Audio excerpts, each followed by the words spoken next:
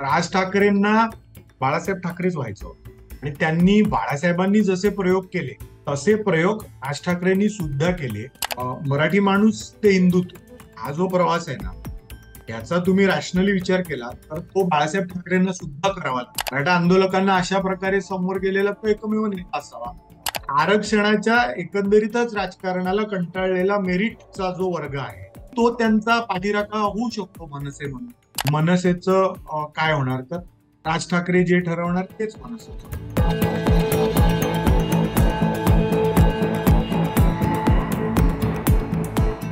नमस्कार. द पॉलिटिक्सच्या पक्ष नावामध्ये तुम्हा सर्वांचं स्वागत. मराठी माणूस, मराठी संस्कृती, मराठी राज्य, थोडक्यात महाराष्ट्र धर्म हा ज्या पक्षाचा श्वास मानला जातो असा पक्ष म्हणजे राज ठाकरेंचा महाराष्ट्र नवनिर्माण सेना.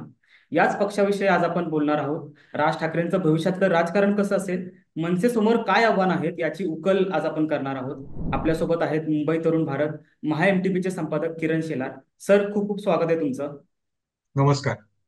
सर, पहिलाच प्रश्न विचारतो. मनसेच्या स्थापनेपासून आतापर्यंत राज ठाकरे यांच्या राजकारणावरची तुमची काय निरीक्षण आहेत?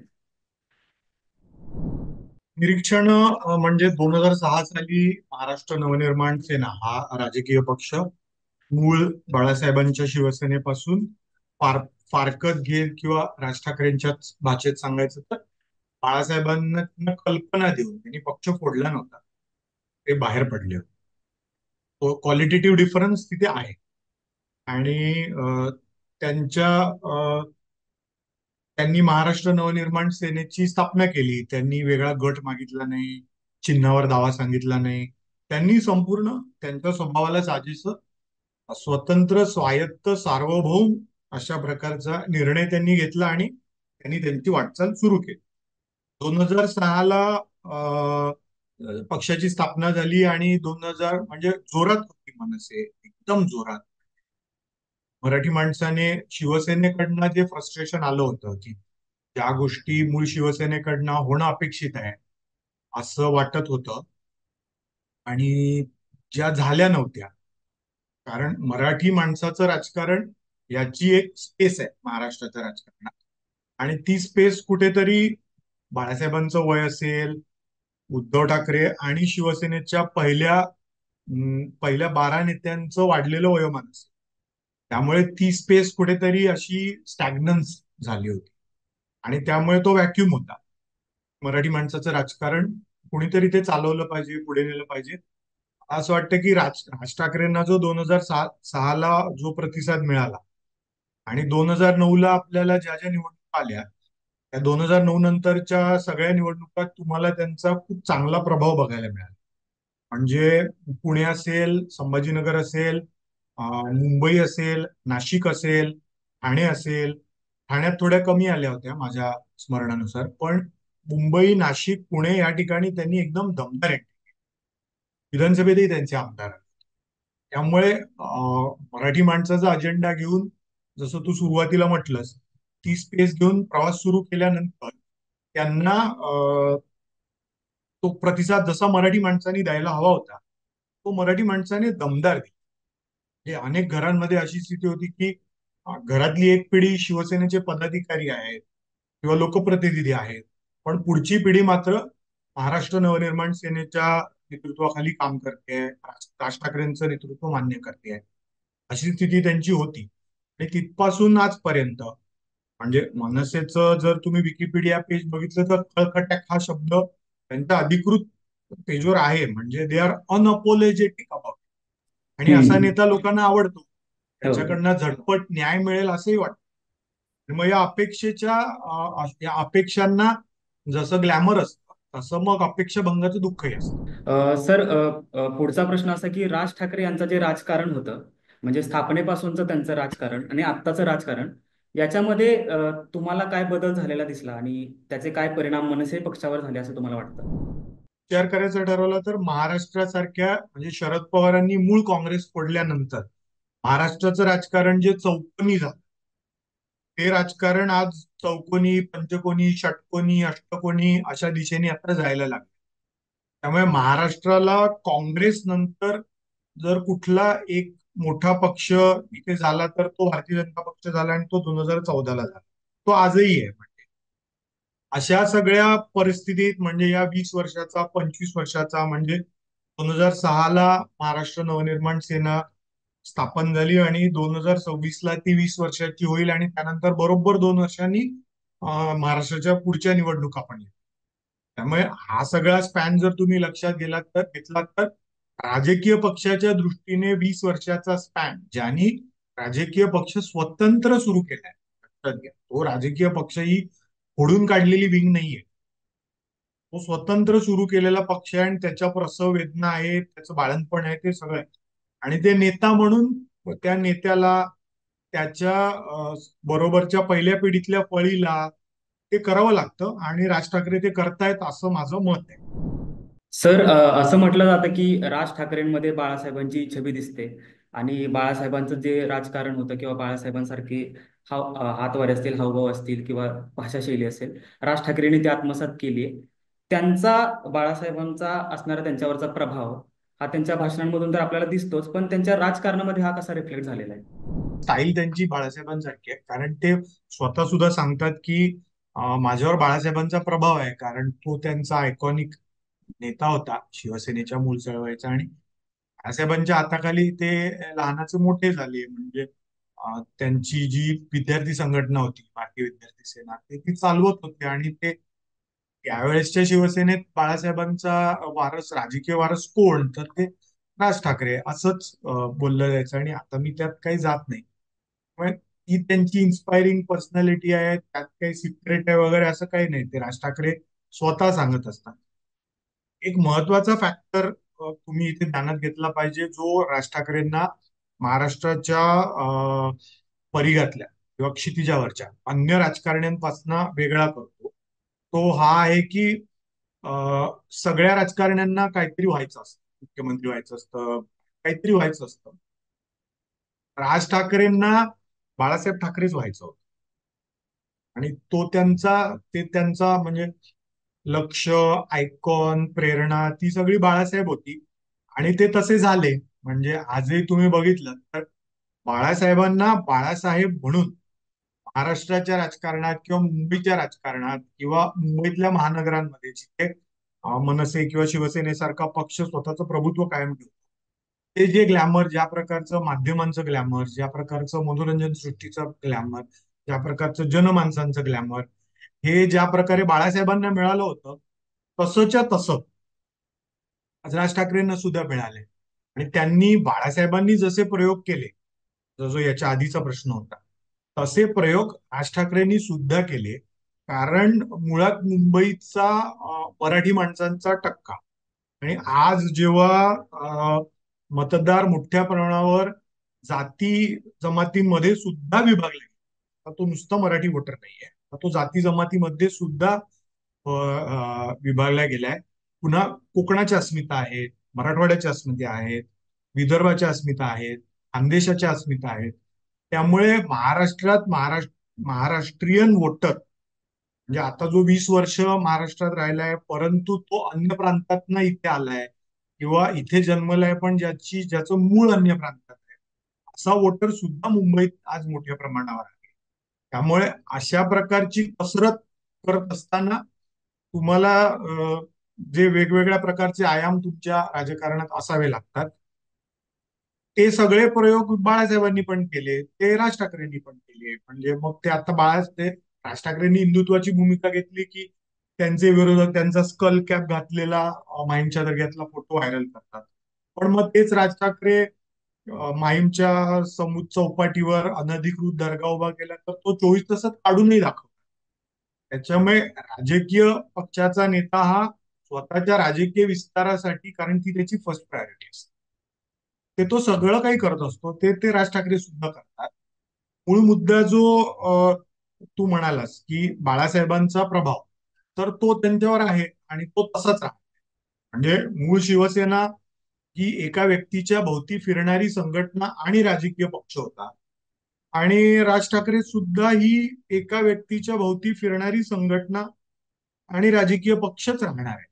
तो त्यांचा स्ट्रॉंग पॉइंट आहे, तो त्यांचा निगेटिव्ह पॉइंट आहे. सर, महाराष्ट्रामध्ये सध्या युती आणि आघाड्यांचं राजकारण जोमात सुरू आहे. या सगळ्या राजकारणाच्या वातावरणामध्ये मनसेचं जे राजकारण आहे किंवा राज ठाकरेंचं जे राजकारण आहे ते कसं वेगळं ठरतं? त्या राजकारणाची काय वैशिष्ट्य आहेत? थोडं ना तुम्ही भारतीय राजकारणाचा काळजीपूर्वक अभ्यास केला तर तुम्हाला तीन प्रकार इंडियन पॉलिटीमध्ये किंवा काय म्हणूया अर्थशास्त्र आणि राजकारण या दोन्हीचा पॉलिटी पॉलिटिक्स इकॉनॉमिक्स या तीन गोष्टींचा एकत्र विचार केला तर तीन प्रकारची लक्षणं भारतीय राजकारणाची अर्थकारणाच्या दृष्टीने सांगितलेली आहेत. त्यात पहिले जे आहे ते सांख्य असं वर्गीकरण आहे, हे खूप इंटरेस्टिंग आहे. त्याच्यानंतर योग आहे आणि त्याच्यानंतर तिसरी लोकायत आहे. तर सांख्य हे स्टेट तुमचं चालवण्यासाठी त्याला शरण जाऊन सबमिट होऊन राजकारण करणारे चळवळी करणारे लोक आहेत. योग हे बेस्ट ऑफ द बोथ आहेत. आणि लोकायत मात्र जी आहे ती तत्कालिक विषयांवर भौतिक विषयांवर न्याय हक्काच्या लढाईसाठी आपण त्याला म्हणू शकतो. अशा प्रकारच्या न्याय हक्काच्या लढाईसाठी भांडण करणारे वाद घालणारे त्याच्या आधारावर आपलं राजकारण तयार करणारे अशा प्रकारचा तो व्यक्तींचा किंवा असा एक गट आहे समुदाय आहे चारवाक वगैरे हे सगळे लोक त्या परंपरेत आपले आहेत की त्यांचं काहीतरी एक वेगळं मत असतं स्वतंत्र असतं. म्हणजे जसं मग अरविंद केजरीवालांची आम आदमी पार्टी आहे तर आम आदमी पार्टी दिल्ली आणि आम आदमी पार्टी पंजाब हे दोन्ही तुम्हाला डायगनली अपोजिट आहेत असे दिसतात पण त्यात ते एकत्र नांदतायत आणि गेली 10 वर्ष ते एक्झिस्ट सुद्धा करतायत. म्हणजे तुम्हाला एक गोष्ट लक्षात घेतली पाहिजे की अशा प्रकारचा वेगळा राजकीय फोर्स सुद्धा अस्तित्वात असतो राहतो आणि तो स्वतःच राजकारणही करत राहतो. त्यामुळे मनसेचं जे राजकीय अस्तित्व आहे हे अशा प्रकारच्या डिफरंट नोटवर आहे किंवा डिफरंट पर्सोनावर आहे डिफरंट अभिव्यक्तीवर आहे. त्यामुळे आपल्या पॉडकास्टचं शीर्षक आहे की मनसेचं काय होणार तर राज ठाकरे जे ठरवणार तेच मनसेचं. सर, मगाशी तुम्ही उत्तर देताना मनसेचा वैशिष्ट्यामध्ये खळखट्याक असा उल्लेख केला होता की मनसेची विशेषणं जर लावायची झाली मनसेला, तर खळखट्याक हे त्यातलं खूप पहिल्यांदा येणारं विशेषण असं म्हणू शकतो आपण. तसंच दुसरं म्हणजे मनसेने ब्ल्यूप्रिंटचं राजकारण महाराष्ट्रात करण्याचा प्रयत्न केला. तर त्याच्यानंतर मात्र ब्ल्यूप्रिंटचं राजकारण मागे पडून कुठेतरी त्यांनी पुन्हा हिंदुत्वाची कास पकडली, हिंदुत्वाच्या राजकारणाचा पुरस्कार केला. तर ही जी रणनीती होती ती मनसेसाठी फायद्याची ठरेल की तोट्याची ठरेल, तुम्हाला काय वाटतं? फायदा तोटा हा तुम्हाला इलेक्टोरल नंबर्सवर कळेल. त्याचं प्रिडिक्शन आज करणं हे खूप लवकर होईल कारण महाराष्ट्राच्या निवडणुका आता बऱ्यापैकी पुढे आहेत. नोव्हेंबरमध्ये आपली विधानसभा बघतो. अळखटाक ही त्यांची भूमिका आहे आणि he is not unapologetic about it. त्यामुळे तो त्यांचा प्रवास आहे किंवा तो त्यांचा बेसिकली ते कलाकार आहेत आणि कलाकार ज्या प्रकारे स्वतःला स्वायत्त ठेवून आपलं राजकारण करतो तशा प्रकारे ते राजकारण करतात. मराठी माणूस ते हिंदुत्व हा जो प्रवास आहे ना याचा तुम्ही रॅशनली विचार केला तर तो बाळासाहेब ठाकरेंना सुद्धा करावा लागला. म्हणजे जेव्हा त्यांनी म्हणजे मी मगाशी जसं म्हटलं की केवळ मराठी माणसाचं राजकारण करून निवडणुका जिंकता येत नाही कारण मराठी माणसांमध्ये सुद्धा महाराष्ट्राच्या म्हणून विभागीय अस्मिता आहेत. ते पश्चिम महाराष्ट्राचे आहेत पश्चिम महाराष्ट्राच्या पुन्हा पुणे जिल्हा आणि त्याच्या पिंपरी चिंचवड असेल किंवा थोडं तुमचं इकडे इंदापूर वगैरे आहे. साताऱ्याची पुन्हा पॉलिटिकल अस्पिरेशन निराळी आहे. कोल्हापूरची पॉलिटिकल अस्पिरेशन निराळी आहे. मराठवाड्याची तुम्ही एक कल्ली आहे असं म्हणू शकता पण पुन्हा तिथे आता मराठा आणि ओबीसी असा तिथे म्हणजे ते सेक्टोरियल झालेले आहे महाराष्ट्रात.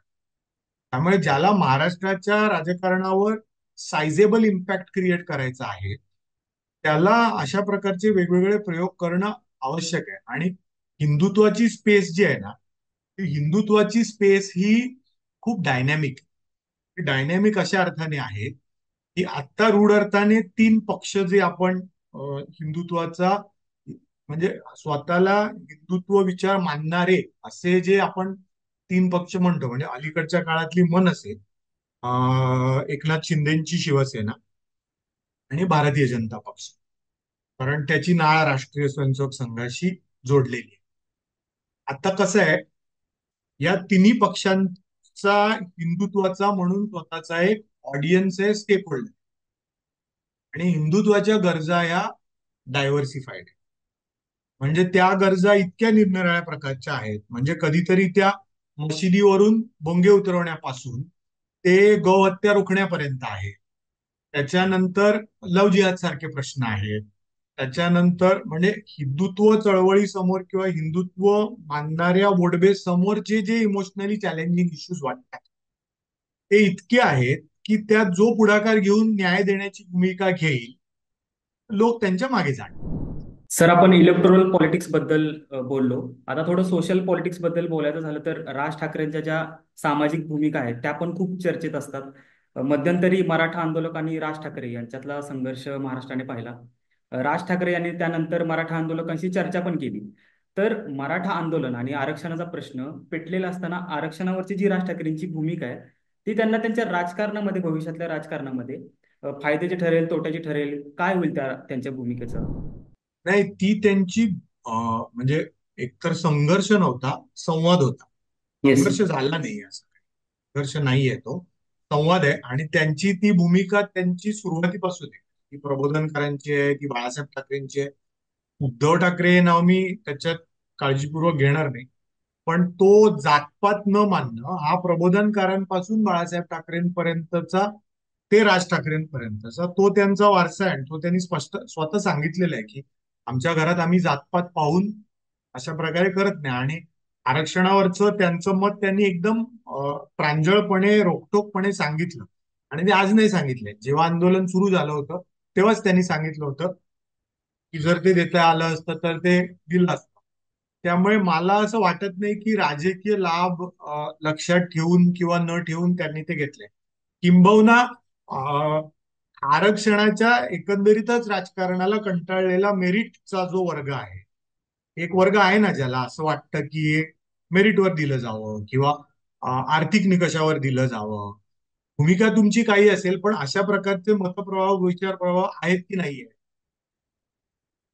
अशा प्रकारचे विचार प्रवाह म्हणजे आरक्षण मागण्याचा अधिकार लोकशाही तुम्हाला देते. तशाच प्रकारे अशा प्रकारे सुद्धा आरक्षणाचा विचार केला जाऊ शकतो, असा विचार करणारा वर्ग सुद्धा समाजामध्ये आहेच. त्यामुळे मे बी तो त्यांचा पाठीराखा होऊ शकतो मनसे म्हणून. पण ती भूमिका राजकीय नाही, असं माझं वैयक्तिक मत. सर, एक पुढचा प्रश्न असा विचारतो की अ, विकास, हिंदुत्व आणि मराठी माणूस ह्या मनसेच्या भूमिका राहिलेल्या आहेत आतापर्यंतच्या. तर याच्या पलीकडे जाऊन तुम्हाला असे कोणते मुद्दे दिसतात का की जे मनसेने उचलले पाहिजेत आणि त्या भूमिका त्यांनी प्रखरपणे मांडल्या पाहिजेत, ज्याचा त्यांना राजकारणात पण आणि मराठी माणसामध्ये छाप उमटवण्यात किंवा महाराष्ट्राच्या राजकारणावर छाप उमटवण्यात फायद्याचं ठरेल?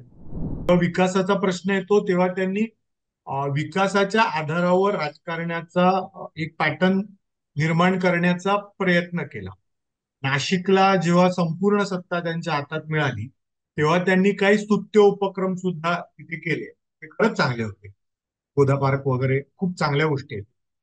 पण मग अ, राजकारण म्हणून एक वेगळ्या प्रकारची कसरत असते. म्हणजे आपल्याकडे खऱ्या अर्थाने म्हणजे विकासाभिमुख राजकारणाचा चेहरा बनलेला किंवा सातत्याने, म्हणजे तुम्ही 2 जनरेशन, 3 जनरेशन, 4 जनरेशन विविध पक्षातल्या राजकीय नेत्यांची भाषणं जी आज युट्यूबवर पण आहेत, तर ती तुम्ही पाहिली. म्हणजे अं, जनसंघ भारतीय जनता पक्षाचा ट्रेंड घेतला तर तुम्ही अटल बिहारी वाजपेयींची भाषणं पहा किंवा प्रमोद महाजनांची भाषणं पहा किंवा मग काँग्रेसची पहा, इंदिरा गांधींची पहा. तर त्याच्यात गरिबीचा मुद्दा आहे, विकासाचा नाहीये. प्रमोद महाजन किंवा यांचा एक अल्टरनेटिव्ह देण्याचा तो सगळ्या एनडीएचा काळ होता. अल्टरनेटिव्ह देण्याचा विचार त्यांच्या भाषणात आहे, राजकीय भाषण आहेत. पण त्या कॉन्टेक्स्ट तुम्ही 2014 नंतर किंवा गुजरातचं मॉडेल जे स्वतः राज ठाकरे सुद्धा बघायला गेले होते, महाराष्ट्रातले काही मान्यवर लोकांना घेऊन, तर विकासाच्या राजकारणाची मूर्तमेढ करणं किंवा अशा प्रकारचे विकासाचे प्रकल्प देशभरात अन्य राजकीय नेतृत्वांनी सुद्धा केलेले आहेत. म्हणजे महाराष्ट्रात पृथ्वीराज चव्हाणांनी योजनांचा विचार जेवढ्या तपशिलात केला तेवढ्या तपशिलात मला नाही वाटत अन्य कुठल्या मुख्यमंत्र्याला तो करता. पण पृथ्वीराज चव्हाणांना ती कुठलीच त्यांची योजना दीर्घकालीन टप्पा लक्षात घेतला. कोस्टल रोड, मेट्रो असेल किंवा, तर या सगळ्यासाठी जो एक स्ट्रॅटेजिक माइंड लागतो, अशा प्रकारचा विकासाचे प्रकल्प योजना पूर्ण करण्याचा ज्याला आर्थिक अक्युमेंट, किंवा स्ट्रॅटेजिक माइंड किंवा तो मेटॅक्युलसनेस जो लागतो, की मेट्रो सुरू केली आहे तर ती सुरू करेपर्यंत शेवटपर्यंत मग फंड आणण्यापासून ते योग्य कॉन्ट्रॅक्टर निवडून ते पूर्ण करून घेण्यापर्यंत, तर त्याची एक वेगळी फॅकल्टी आहे. हम्म. आणि ती जोपर्यंत ब्ल्यूप्रिंट मांडणारा किंवा अशा प्रकारची योजना आणणारा नेता ती फॅकल्टी जोपर्यंत अडॉप्ट करत नाही, ती आत्मसात करत नाही, तोपर्यंत तुम्ही ब्ल्यूप्रिंट मांडू शकता. पण हम्म. ब्ल्यूप्रिंट अस्तित्वात आणण्यासाठी तुम्हाला जनतेकडून पॉलिटिकल मॅन्डेट मिळवावा लागतो. तशा प्रकारचे अधिकारी सोबत आणावे लागतात. तशा प्रकारचा विचार करावा लागतो. महाराष्ट्राच्या तिजोरीची अवस्था ही सदा सर्वदाच वाईट असते. ती तेव्हाही वाईट होती, आजही वाईट आहे, आणि ती याच्या पुढे, कारण मुळात महाराष्ट्राचा तुम्ही आर्थिक विचार केलात ना तर तो फारच इंटरेस्टिंग आहे. म्हणजे महाराष्ट्रात उगम पावणाऱ्या सगळ्या नद्या हम्म. या त्यांचा जो नदी म्हणून प्रताप दाखवतात ना, तो सगळ्या अन्य राज्यात जाऊन दाखवतात. त्यामुळे आपल्याकडे नदीच्या आधारावर मोठं ऍग्रिकल्चर नाहीये. म्हणजे जसं कर्नाटकात आहे, उत्तर प्रदेशमध्ये हम्म. आहे, आसाममध्ये आहे, मध्य प्रदेशमध्ये आहे. तुम्हाला नदीच्या आधारावर एक ऍग्रिकल्चरल इकॉनॉमी आपल्याकडे होते असं नाहीये आपल्याकडे. ना आपल्याकडे कोकण ते विदर्भ जिओग्राफिकल स्पेअर्स इतके वेगवेगळ्या प्रकारचे आहेत की ऍग्रिकल्चर आपल्याकडचं सस्टेनेबल नसतं. आपल्याकडे खाणी नाहीये, खूप कमी आहेत, ज्या आहेत त्या फक्त विदर्भात आहेत. त्यामुळे महाराष्ट्राचा आजचा जो सगळा अर्थगाडा आहे ना, तो सर्व्हिस सेक्टर आणि रिअल इस्टेट अशा आणि मॅन्युफॅक्चरिंग या तीन क्षेत्रांच्याच अवतीभोवती फिरतोय. टुरिझम सुद्धा नाही. म्हणजे एमपी बिम्पी सारखे तर सिग्निफिकंट टुरिझम इन्कम असतं स्टेटचं. हम्म. त्यामुळे महाराष्ट्राचं काय राज्यशकट हाकणं हे अत्यंत जिकिरीचं काम. And coming back to our question, त्यामुळे ब्लूप्रिंट वर राजकारण करणं अवघड का जातं? कारण ब्लूप्रिंट मांडल्यानंतर राष्ट्राकडेच नाही कुणी, तुम्हाला ते प्रकल्प पूर्ण सुद्धा करावे लागतात. हो. नाहीतर अर्धवट प्रकल्पांचे असे म्हणजे असे भीषण महाकाय अर्धवट पडलेले प्रकल्प दिसतात. आणि ते निगेटिव्ह पॉलिटिकल नॅरेटिव्ह तुमच्या राजकीय नाकर्तेपणाविषयी तयार करतात. म्हणजे देवेंद्र फडणवीसांना ते शिवधनुष्य महाराष्ट्राच्या कॉन्टेक्स्ट खूप चांगल्या प्रकारे पेलतात. आणि त्यांना पॉलिटिकल मॅन्डेट पण मिळाला. म्हणजे 5 वर्षाचं मुख्यमंत्रीपद मिळालं, त्यानंतर 2.5 वर्ष पुन्हा आता सत्ता आहे. त्यामुळे ब्लूप्रिंट हा तुम्ही चांगली ब्लूप्रिंट मांडूच शकता, पण त्याच्या अनुषंगाने येणाऱ्या ज्या जबाबदाऱ्या आहेत ना, त्या पहिलं तर तुम्हाला मग एक स्टेट म्हणून पॉलिटिकल मॅन्डेट लागतो, केंद्राचा सपोर्ट लागतो, अशा खूप गोष्टी लागतात. म्हणजे आज लाडकी बहीण योजना अयशस्वी होईल अशी जी चर्चा होते, ती होणार नाही. ती अयशस्वी होणार नाही. ती यशस्वी का होईल? कारण डायरेक्ट कॅश बेनिफिटचा भारत म्हणून जो मॉडेल आहे ते हम्म. आपण सक्सेसफुली केलेलं आहे. लाडकी बहीण योजना हे बाकी काही नाही आहे. हे लाडकी ही योजना त्यांनी छान मास केली आहे, पण तो डायरेक्ट कॅश बेनिफिट आहे. म्हणजे राजीव बरोबर. गांधींनी इमानदारीत कबूल केलं होतं की हम्म. आम्ही आम्ही 1 रुपया दिला तर 80 पैसे गायब होतात. इथे तुम्ही सांगता तेवढे पैसे खंडकर अकाउंटवर तुमच्या जमा होतात. त्यामुळे स्टेट्समनशिप जी तुम्हाला लागते ती तुम्हाला ब्ल्यूप्रिंटला आणून जोडावी.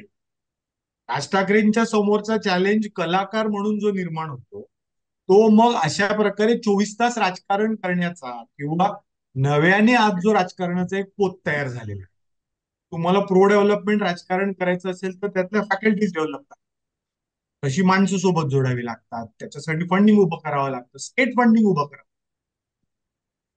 त्यामुळे हे त्यांच्या समोरचं चॅलेंज आहे असं मला वाटतं. आणि इलेक्टोरल पॉलिटिक्स जे निवडणुकीत येईल, आणि निवडणुकीला अजून 3 महिने आहेत. आता मोठ्या महाराष्ट्राचे कल कुठे जातील त्याच्यावर प्रिडिक्शन केली जात आहेत, पण गोव्याच्या निवडणुकीच्या बाबतीत अशाच प्रकारची प्रिडिक्शन केली जाते. मध्य हम्म. प्रदेशच्या निवडणुकीच्या बाबतीतही अशाच प्रकारची प्रिडिक्शन केली जाते. काँग्रेस किती क्रमांक 1 वर येईल. गोव्यातही होतं. म्हणजे गोवा राज्य छोटं असलं तरी आमदार वगैरे डायनॅमिक्स तसेच असतात. तर तिथेही अशा प्रकारची प्रिडिक्शन्स होती. तिथे तर गोव्यात हा क्रमांक 2 वर होता. राहुल गांधी मोटरसायकलवर हिंडले होते. तुम्ही जर थोडं गोव्याच्या 2-2.5 वर्षापूर्वीच्या इलेक्शनचा विचार केला तर तुम्ही आठवलं तर तुमच्या लक्षात येईल की मध्य प्रदेशमध्ये पण अशाच प्रकारचे प्रिडिक्शन होते. सर, शेवटचा प्रश्न विचारतो. राज ठाकरेंचं जे भविष्यातलं राजकारण आहे ते तुम्हाला कसं दिसतं? ठाकरेंच्या भविष्यातलं राजकारण जे राज ठाकरे ठरवतील तेच असेल, म्हणजे त्याच्यात तुम्ही मी काही फार भाष्य करू शकत. बेसिकली राज ठाकरे एक कलाकार आहे, म्हणजे ते कलाकाराच्या पद्धतीने त्यांची कार्यपद्धती एखाद्या कलाकाराची आहे. आणि त्यांनी महाराष्ट्राच्या राजकारणात त्यांचं एक स्वतःच स्थान महात्म्य तयार केलेलं आहे, जे कायम आहे, टिकून आहे आणि इतक्या चढ उतारातही ते काही कमी झालंय असं मला वाटत नाही. हे मी मगाशी लोकायतचं उदाहरण दिलं, तर लोकायत ऑल्सो एक्झिस्ट. असं राज ठाकरेंचं एक स्वतःच स्वायत्त, सार्वभौम आणि मला पाहिजे तो निर्णय घेण्याचं मला स्वातंत्र्य आहे. कुठलाही दबाव न बाळगता. कारण मराठा आंदोलकांना अशा प्रकारे समोर गेलेला तो एकमेव नेता असावा, त्यांनी त्याला वाटणारी भूमिका त्यांना प्रांजळपणे समोर बसून शांतपणे सांगितली. त्यामुळे राज ठाकरेंच्या पक्षाचं आणि राज ठाकरेंचं भविष्य भविष्य काय, तर ते जे ठरवतील ते त्यांचं भविष्य. सर, राज ठाकरेंचं आतापर्यंतचं जे राजकारण होतं ते तुमच्या माध्यमातून जाणून घेता आलं. लोकायत सारखी एक चांगली कन्सेप्ट समजून घेता आली. तुमच्या या विश्लेषणासाठी खूप खूप धन्यवाद. आपण पुन्हा भेटत राहू. तुर्तास इथेच थांबूयात. धन्यवाद.